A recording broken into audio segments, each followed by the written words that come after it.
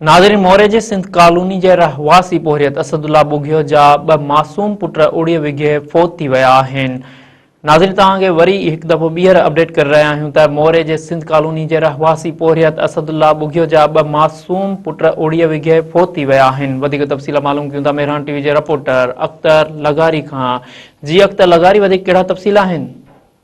जी, मोरो शहर जी सिंध कॉलोनी में पोरियत आहे असदुल्ला बुघियो, जंहिंजा ॿ मासूम पुट आहिनि, आज़ान अली ऐं हसनैन अली, जेके उड़ी विघे फौत थी विया आहिनि। उन्हनि मासूम ॿारनि जो सरकारी अस्पताल में इलाज हलंदड़ो। ॿिनि ॾींहंनि में ॿई मासूम ॿाहिरि फौत थी विया आहिनि। संदसि वालिद असदुल्ला बुघियो चयो आहे त कुझु ॾींहं अॻु मुंहिंजे मासूम पुटनि जी तबियत ख़राब थी वञण करे मोरो अस्पताल आंदो वियो हो, जिते डॉक्टरनि पारां उड़ी जी बीमारी जी तस्दीक कई, जंहिंखे अस्पताल में दाख़िल कयो वियो हो, जेके ॿिनि ॾींहंनि में हिक ॿिए जे पुठियां फौत थी विया आहिनि। ऐं अस्पताल में उड़ी जी बीमारी जे इलाज जो को बि सही बंदोबस्तु न हुअण करे मुंहिंजा ॿई ॿार फौत थी विया आहिनि। ऐं केतिरा ई ॿार जेके घरनि में आहिनि, उन्हनि जो बि इलाज बहितर न थियण करे फौत थी रहिया आहिनि। सिहत खातो इन तरफ़ तवजो ॾिए। जी अख्तर, तव्हांजी महिरबानी।